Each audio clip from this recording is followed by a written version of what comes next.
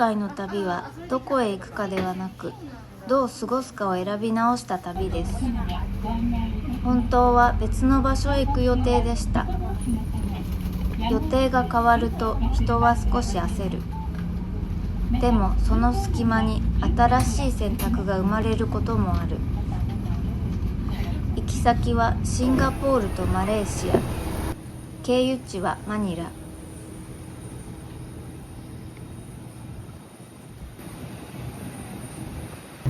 到着は深夜0時。本来ならここは通過するだけの場所でした。でも今回はあえて泊まります。次のフライトまでわずか数時間。移動のための時間を自分のために使う。選んだホテルはサボイホテルマニラ。NAIA 第3ターミナルから350メートル。T3 の到着ロビーを出たらランウェイマニラという連絡通路へ。案内に沿って歩くだけで深夜でも迷わずたどり着ける。徒歩で15分から20分。たった4時間でも人は整うことができる。何かを足すんじゃなくて削ることで整っていく。少しだけ世界が静かに見える。それだけで次の旅は変わる。4時に起きた。チェックインカウンターにはもう同じように早朝便に乗る旅行者でごった返していた。みんなそれぞれの旅の続きを待っていた。深夜のマニラ乗り継ぎ。むしろこの数時間があったことで旅全体に余白が生まれた気がした。朝のフライトは好きだ。乗り込む直前、空が朝焼けに染まっていた。まだ眠そうな空が少しずつ色を変えていく。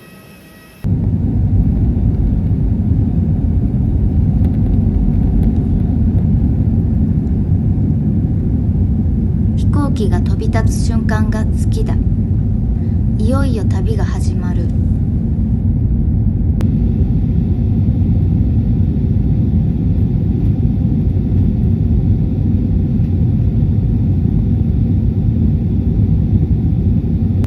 離陸するとどこまでも青い空が広がっていた。雲一つない快晴。マニラからシンガポールへわずか3時間。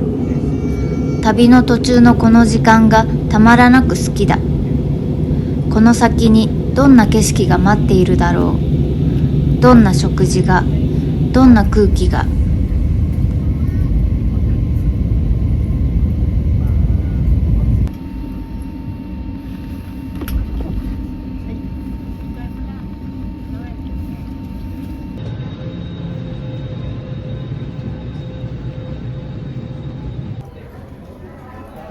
シンガポールチャンギ空港。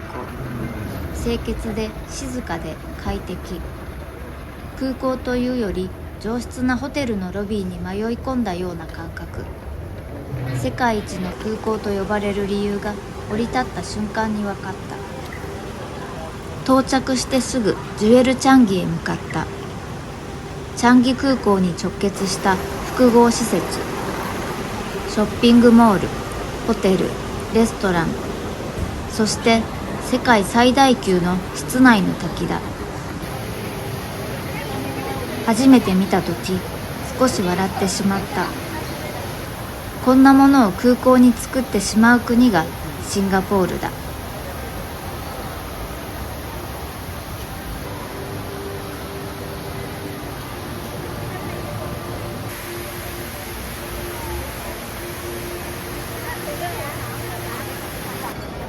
昼食はティム・ホー・ワンへ。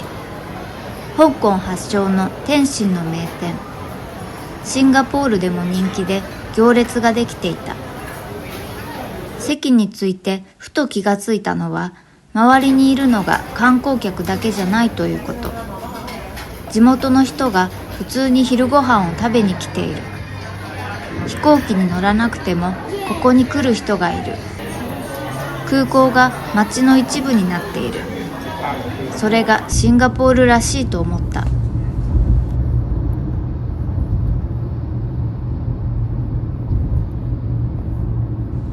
今夜の宿はザ・キーホテル。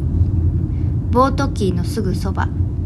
チャイナタウンへもマリーナベイへも歩いて行ける距離にある。キーとはシンガポールで鳩場のこと。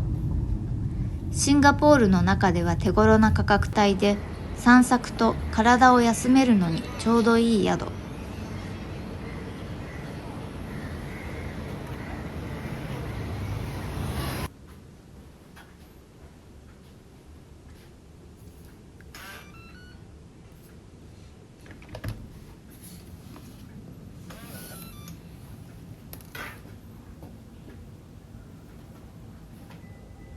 荷物を置いて街へ出た。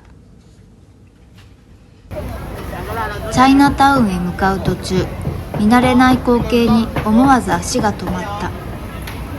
お肉屋さんの店先に見たことのない部位がずらりと並んでいる。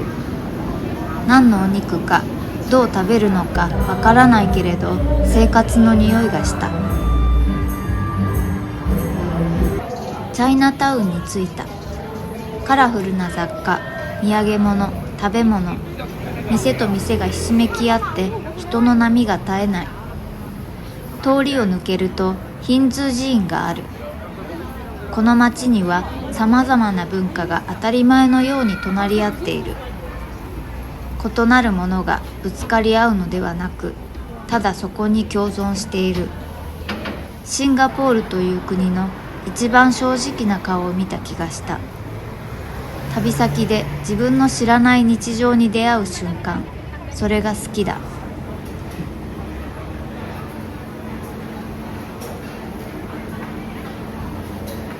食事はホーカーセンターへ。地元の人が毎日使う屋台の集合体。チキンライス、ラクサ。数百円で本物の味が食べられる。